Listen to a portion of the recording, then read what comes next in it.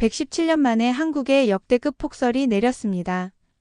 밤새 내린 눈으로 하얗게 변해버린 서울 도시를 한 독일인이 경악하는 눈으로 바라보고 있습니다. 분명 독일처럼 도시가 3일이나 마비되어 버리겠지, 호텔에나 처박혀 있어야겠군. 절망하고 있는 독일인에게 어떤 일이 벌어지는지 사연 함께 들어보실까요? 안녕하세요. 저는 독일 베를린 공과대학교 도시설계학부의 수석연구원 안나 슈미트입니다. 제가 오늘 이렇게 여러분들에게 이야기를 하게 되는 이유는 최근 한국 서울에서 겪은 놀라운 경험을 여러분과 나누고 싶어서입니다. 전문가의 입장에서 바라본 한국의 모습, 특히 폭설 속에서도 흔들리지 않는 도시 시스템과 시민의식을 보며 느낀 점들을 진솔하게 이야기해 보려 합니다. 평소 저는 아시아의 도시 시스템에 대해 다소 부정적인 선입견을 가지고 있었다고 고백하지 않을 수 없습니다. 물론 인종차별적인 시각은 결코 아니었지만 유럽의 체계적인 도시 시스템에 비해 다소 즉흥적이고 무질서할 것이라는 편견이 있었지요. 독일에서 20년 넘게 도시계획을 연구해온 전문가로서 저는 늘 철저하고 계획적인 접근을 중요시해왔고, 그런 관점에서 아시아의 급속한 도시화 과정이 만들어낸 결과물들이 썩 마음에 들지 않았던 것도 사실입니다. 특히 교통체증이 심하고 건물들이 빽빽하게 들어선 모습을 보며 이런 도시가 과연 재난 상황에서 제대로 기능할 수 있을지 의구심이 들었습니다. 그래서 지난 1월 초 서울시청으로부터 도시설계 자문 요청을 받았을 때도 솔직히 망설였습니다. 하지만 세계적으로 주목받는 스마트시티 서울의 모습을 직접 확인해보고 싶다는 전문가로서의 호기심이 저를 이끌었고 결국 인천행 비행기에 올랐습니다. 1월 15일 제가 처음 서울에 도착했을 때는 겨울치고는 꽤 포근했습니다. 영상 2도, 구름 한 점 없는 맑은 하늘이었죠. 인천국제공항에서 서울로 향하는 리무진 버스 안에서 저는 창밖 풍경에 눈을 떼지 못했습니다. 깔끔하게 정비된 도로, 체계적으로 구획된 거리, 그리고 무엇보다 곳곳에서 느껴지는 첨단 기술의 흔적들이 제 고정관념을 조금씩 흔들어 놓기 시작했거든요. 특히 인상 깊었던 것은 옛것과 새것이 조화롭게 어우러진 도시 경관이었습니다. 전통적인 한옥 건물들 사이로 초연대식 빌딩들이 들어서 있는 모습은 마치 시간의 흐름을 한눈에 보는 것 같았습니다. 도시 곳곳에는 첨단 기술이 자연스럽게 녹아들어 있었고 시민들은 그것을 일상적으로 활용하고 있었습니다. 다음 날 아침 저는 호텔 근처를 산책하며 서울의 일상을 관찰했습니다. 도시는 이미 활기차게 움직이고 있었고 거리는 질서정연했으며 지하철과 버스는 마치 정교한 시계처럼 정확한 시간에 맞춰 운영되고 있었습니다. 독일의 대중교통도 효율적이라고 자부해왔지만 서울의 교통체계는 그 이상이었습니다. 하지만 서울에 도착한 지 이틀째 되던 날 예상치 못한 뉴스를 접하게 됐습니다. 기상청에서 117년 만에 기록적인 폭설이 예상된다는 소식을 발표한 것입니다. 무려 50cm가 넘는 적설량이 예보되었고 저는 순간 깊은 우려를 느꼈습니다. 특히 우려스러웠던 것은 이 폭설이 평일에 예보되었다는 점이었습니다. 수백만 명의 시민들이 출퇴근해야 하는 상황에서 이 정도 규모의 폭설이 내린다면 도시는 감당하기 힘든 혼란에 빠질 것이 분명해 보였습니다. 독일 베를린에서의 경험을 떠올리면 이 정도 규모의 폭설은 도시 기능을 완전히 마비시킬 수 있는 수준이었기 때문입니다. 실제로 지난 2023년 베를린에 30cm의 눈이 내렸을 때 도시는 꼬박 3일간 큰 혼란을 겪었습니다. 대중교통이 중단되고 제설 작업이 늦어지면서 시민들의 불편이 극에 달했던 것이 아직도 생생합니다. 당시 베를린 시청은 24시간 비상근무체제를 가동했지만 도시의 기능을 정상화하는 데 거의 일주일이 걸렸죠. 호텔 창밖으로 보이는 밤하늘에는 이미 작은 눈송이들이 흩날리기 시작했고 거리의 온도계는 영하 8도를 가리키고 있었습니다. 특히 제가 머무는 종로구는 좁은 골목길이 많은 지역이었는데 이런 구조에서 효과적인 제설 작업이 가능할지 의문이었습니다. 독일에서도 이런 좁은 도로의 제설은 늘 골치 아픈 문제였기 때문입니다. 밤이 깊어갈수록 눈은 더욱 거세게 내리기 시작했고 기상예보는 자정을 기점으로 폭설이 본격화될 것이라 예측했습니다. 노트북을 켜고 베를린 시청의 동료들에게 현재 상황을 공유하며 아마도 다음 며칠간은 외부 활동이 어려울 것 같다는 메시지를 보냈습니다.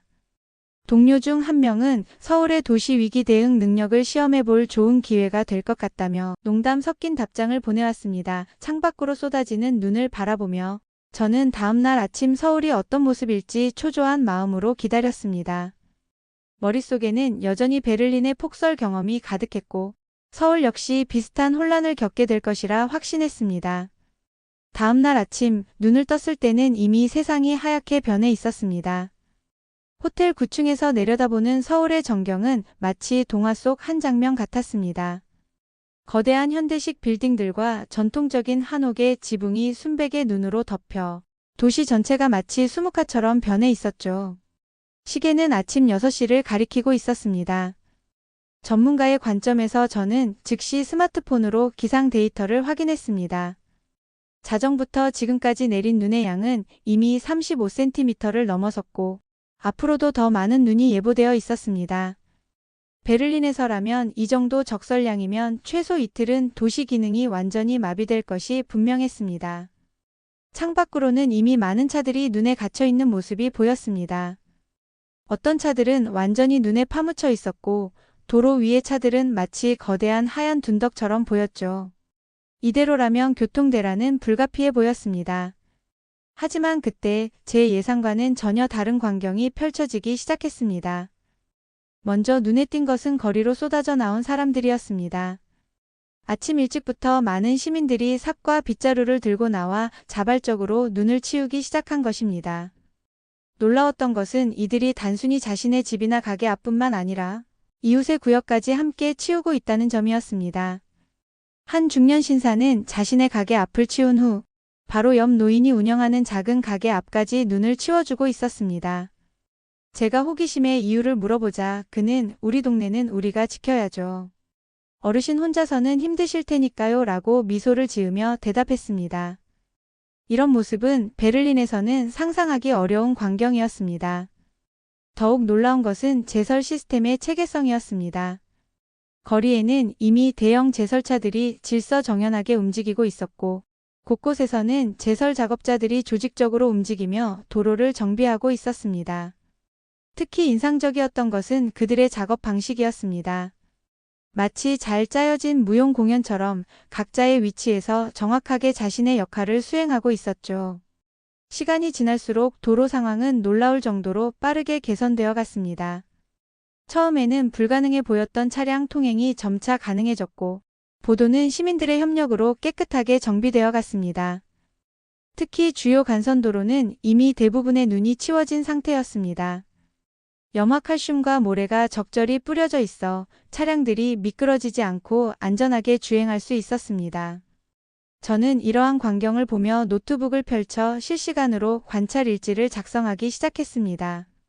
도시계획 전문가로서 이런 위기 상황에서 보여지는 도시의 대응 능력은 매우 중요한 연구 대상이었기 때문입니다. 특히 시민들의 자발적 참여와 공공 시스템의 조화로운 작동은 깊이 있게 연구할 가치가 있어 보였습니다. 오전 9시경 저는 직접 거리로 나가보기로 결심했습니다. 두꺼운 롱패딩을 입고 방수 장화를 신은 채 호텔을 나섰습니다. 바깥 기온은 영하 12도까지 떨어져 있었지만 거리는 이미 활기찬 에너지로 가득했습니다. 사람들은 서로 눈을 치우는 것을 돕고 길을 잃은 듯한 관광객들을 안내하고 때로는 낯선 이들과도 따뜻한 대화를 나누고 있었습니다. 특히 인상적이었던 것은 한 고등학생 그룹이었습니다. 교복을 입은 채로 학교 주변 버스 정류장에 눈을 치우고 있었는데 그들의 밝은 웃음소리가 추운 겨울 아침을 따뜻하게 만들고 있었습니다. 제가 다가가 이유를 물어보자 우리가 매일 이용하는 정류장이니까요. 어르신들이 미끄러지시면 안 되잖아요? 라고 대답했습니다. 거리를 걸으며 관찰한 또 다른 특징은 상점들의 대응이었습니다. 대부분의 가게들이 평소보다 일찍 문을 열었고 많은 카페에서는 제설 작업을 하는 시민들에게 따뜻한 음료를 무료로 제공하고 있었습니다. 한 커피숍 주인은 다들 고생하시는데 이 정도는 당연하죠 라며 수줍게 웃었습니다. 도시의 중심가로 이동할수록 더욱 조직적인 제설 작업이 눈에 띄었습니다. 대형 제설차들이 주요 도로를 누비고 있었고, 골목길에서는 소형 제설 장비들이 효율적으로 움직이고 있었습니다. 특히 놀라웠던 것은 모든 작업이 실시간으로 통합 관제 시스템을 통해 관리되고 있다는 점이었습니다. 제설차들은 GPS를 통해 서로의 위치를 공유하며 가장 효율적인 경로로 제설 작업을 진행하고 있었습니다. 점심시간이 다가올 무렵 저는 한 흥미로운 광경을 목격했습니다.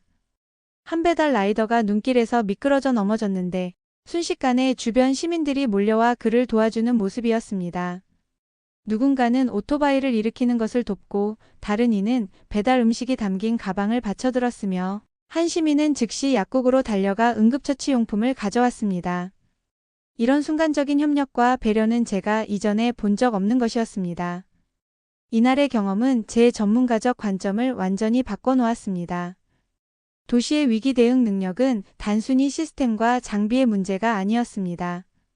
시민들의 자발적 참여와 협력, 그리고 이것을 가능하게 하는 사회적 신뢰야말로 진정한 도시 회복력의 핵심이었던 것입니다. 서울은 이것을 완벽하게 보여주고 있었습니다. 폭설이 쏟아지는 상황에서도 서울의 대중교통은 믿기 힘들 정도로 정상적으로 운영되고 있었습니다.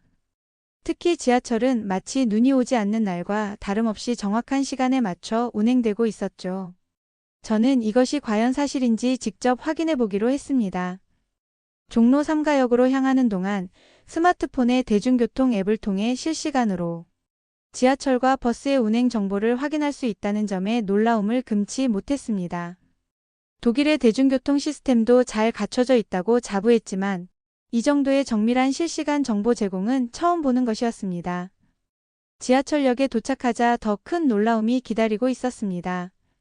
승강장에는 질서정연하게 줄을 서서 기다리는 시민들이 있었고 전광판에는 정확한 열차 도착 시간이 표시되어 있었습니다.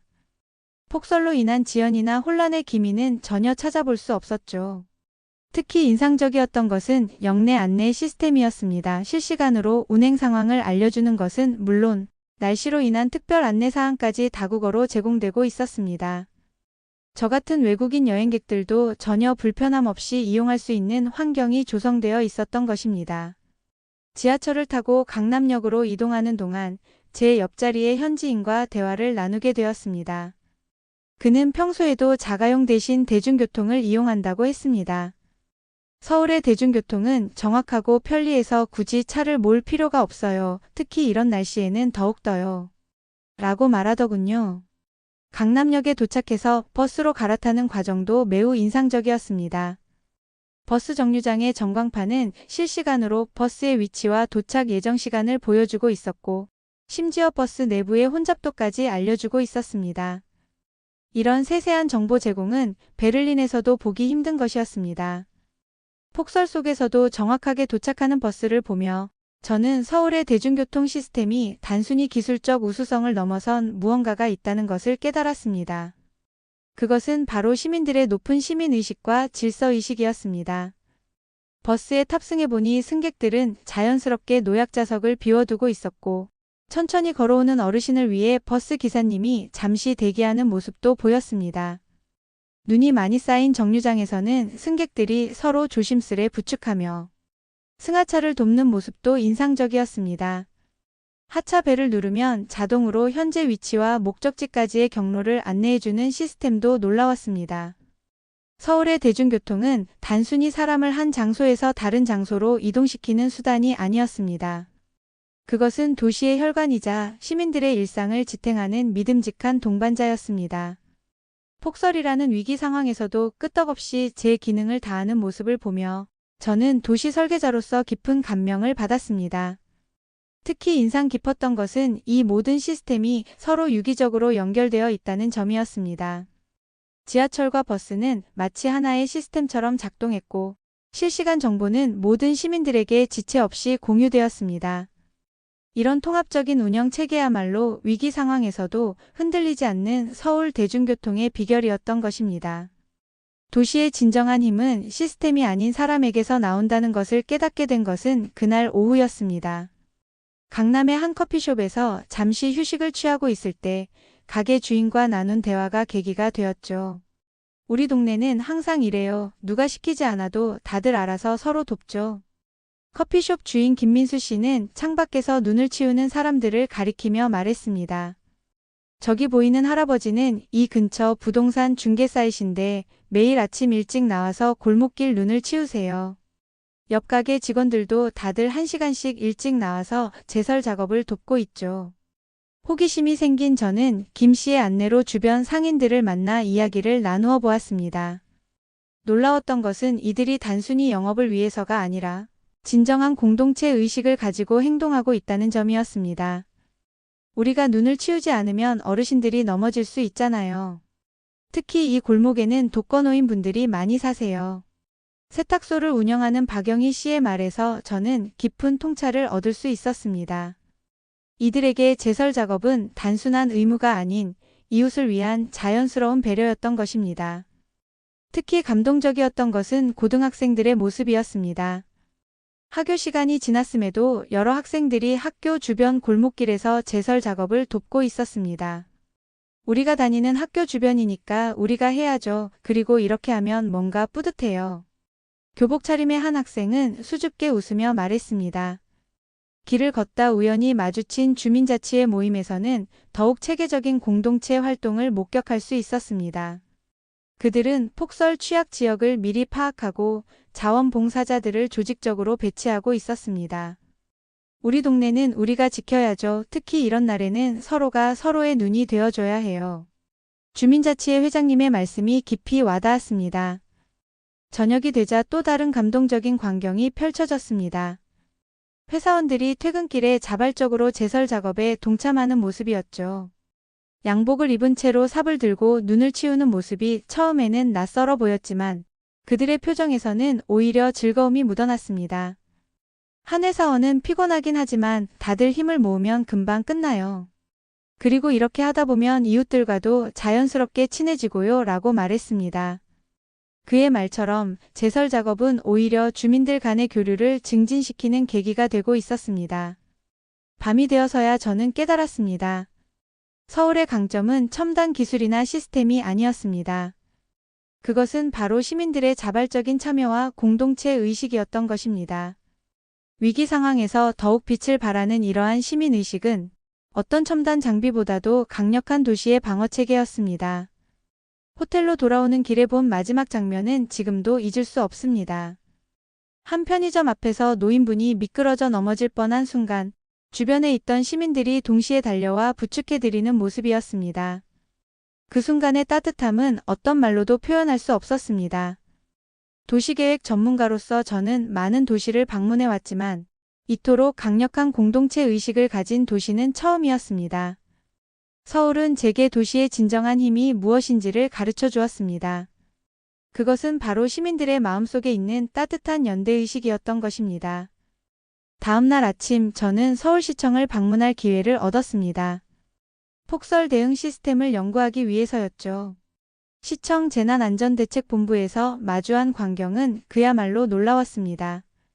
거대한 스크린에는 서울 전역의 제설 현황이 실시간으로 표시되고 있었고 드론에서 전송되는 실시간 영상을 통해 도시 곳곳의 상황을 모니터링하고 있었습니다.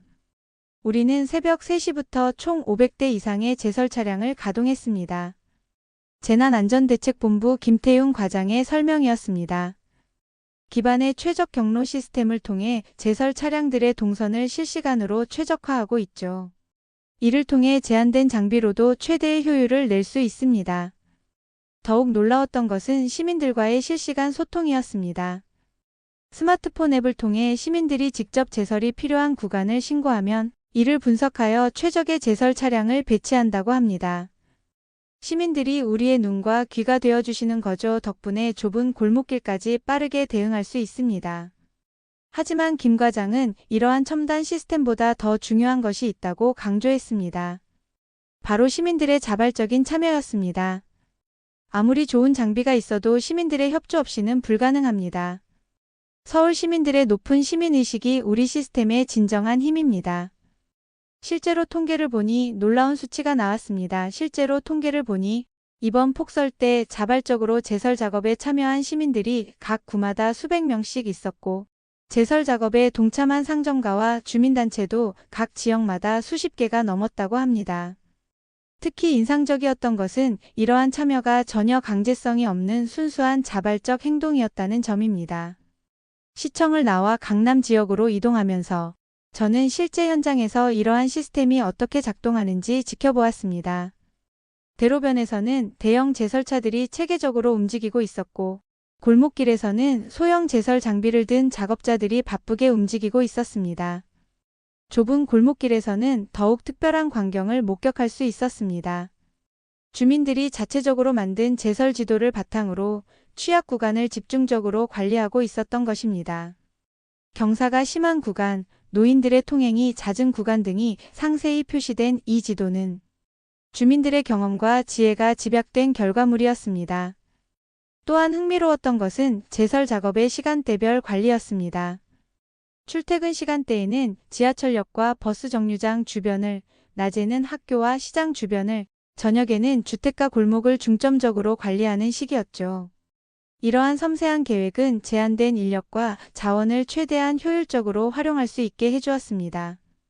현장에서 만난 제설 작업자들의 이야기도 인상적이었습니다. 우리는 단순히 눈만 치우는 게 아닙니다. 시민들의 안전을 지키는 일이죠. 그들의 말에서 자부심이 느껴졌습니다. 실제로 이들은 단순 제설을 넘어 보행자의 안전, 차량 통행, 심지어 건물 입구의 접근성까지 고려하며 작업을 진행하고 있었습니다. 해가 저물어갈 무렵 서울의 제설 시스템은 또 다른 모습을 보여주었습니다. 야간 작업을 위한 특수 장비들이 투입되기 시작했고, LED 조명이 장착된 제설차들이 마치 빛의 행렬처럼 도시를 누비기 시작했습니다. 이는 마치 도시가 숨쉬는 것처럼 보였고, 그 모습이 너무나 인상적이었습니다. 이날의 관찰을 통해 저는 한 가지 확실한 결론을 내릴 수 있었습니다. 서울의 제설 시스템은 단순한 기술의 집합이 아닌 첨단 기술과 시민의식이 완벽하게 조화를 이룬 하나의 유기체였던 것입니다. 이것이야말로 제가 본 진정한 스마트시티의 모습이었습니다. 폭설이 내린 지 사흘째 되는 날, 서울은 마치 아무 일도 없었다는 듯이 일상을 되찾아가고 있었습니다. 117년 만에 기록적인 폭설이었다는 사실이 무색할 정도로 도시는 평소의 모습을 거의 완벽하게 회복했습니다. 제가 베를린 공항으로 돌아가기 전 마지막으로 서울의 거리를 걸으며 이번 경험이 준 교훈을 정리해 보았습니다. 첫 번째로 깨달은 것은 도시의 힘이 어디에서 나오는지였습니다. 베를린에서 20년간 도시계획을 연구하면서 저는 늘 최첨단 시스템과 인프라를 도시의 핵심 경쟁력이라고 생각했습니다. 하지만 서울은 그것을 뛰어넘는 무언가가 있었습니다. 바로 시민들의 자발적인 참여와 협력이었죠. 진정한 스마트시티는 기술만으로 완성되지 않는다. 제가 노트북에 기록한 첫 번째 문장입니다. 서울은 첨단 기술과 시민의식이 완벽한 조화를 이룬 도시였습니다. 제설차 시스템도 놀라웠지만 그보다 더 감동적이었던 것은 새벽부터 나와 이웃의 골목길을 치우는 시민들의 모습이었습니다. 두 번째로 인상 깊었던 것은 위기 상황에서 발현되는 공동체 의식이었습니다. 서울 시민들은 단순히 자신의 영역만 챙기는 것이 아니라 도시 전체를 하나의 공동체로 인식하고 있었습니다. 이는 제가 유럽에서는 좀처럼 보기 힘들었던 모습이었습니다. 공항으로 가는 길에 들른 마지막 인터뷰에서 한 주민자치회 회장님은 이런 말씀을 해주셨습니다. 우리는 오래전부터 알고 있었어요. 재난은 혼자서 극복할 수 없다는 것을요. 그래서 서로 돕는 게 당연하죠. 이 말씀에서 저는 서울이 가진 진정한 경쟁력을 발견할 수 있었습니다. 제가 독일로 돌아가 가장 먼저 하고 싶은 일은 이번 경험을 도시계획 학계와 공유하는 것입니다. 서울은 도시가 나아가야 할 새로운 방향을 제시하고 있었기 때문입니다. 단순히 물리적 인프라나 기술의 발전을 넘어 시민들의 참여와 협력이 만들어내는 새로운 가능성을 보여준 것이죠. 특히 인상적이었던 것은 세대를 뛰어넘는 협력이었습니다. 어린 학생들부터 노인분들까지 모든 세대가 각자의 방식으로 도시의 회복에 기여하고 있었습니다. 이런 모습은 도시의 지속 가능성을 보장하는 가장 확실한 토대가 될 것입니다. 공항으로 향하는 차 안에서 저는 베를린 시청의 동료들에게 긴 이메일을 작성했습니다. 우리가 생각해온 스마트시티의 개념을 완전히 새로 정의해야 할지도 모릅니다. 서울은 단순한 기술의 집약체가 아닌 사람과 기술이 조화롭게 공존하는 새로운 도시의 모델을 보여주었습니다. 이제 저는 확신할 수 있습니다. 미래의 도시는 단순히 첨단 기술을 갖춘 도시가 아닌 시민들의 자발적 참여와 협력이 이루어지는 도시가 될 것이라는 점을요. 서울은 이미 그 미래에 한 발짝 더 가까이 다가가 있었습니다. 귀국을 앞두고 마지막으로 본 서울의 모습은 평화로웠습니다. 거리에는 눈이 거의 남아있지 않았고 사람들은 평소처럼 바쁘게 움직이고 있었습니다. 하지만 제 눈에는 이제 모든 것이 달라 보였습니다. 이 도시가 가진 보이지 않는 힘, 그 속에 담긴 시민들의 따뜻한 마음을 알게 되었기 때문입니다. 이번 서울 방문은 제 인생에서 가장 값진 경험 중 하나가 될 것 같습니다. 한국의 겨울을 경험하며 저는 도시계획 전문가로서 새로운 시각을 얻었습니다. 앞으로 제가 설계하는 모든 도시 계획에는 이번 경험에서 배운 교훈이 반영될 것입니다. 기술만이 아닌 사람이 중심이 되는 도시를 만들어가는 것. 그것이 제가 서울에서 배운 가장 큰 가르침이었습니다. 오늘 사연 재밌게 들으셨나요? 오늘도 감동보리를 시청해주셔서 감사합니다. 좋아요, 알림, 구독 부탁드릴게요.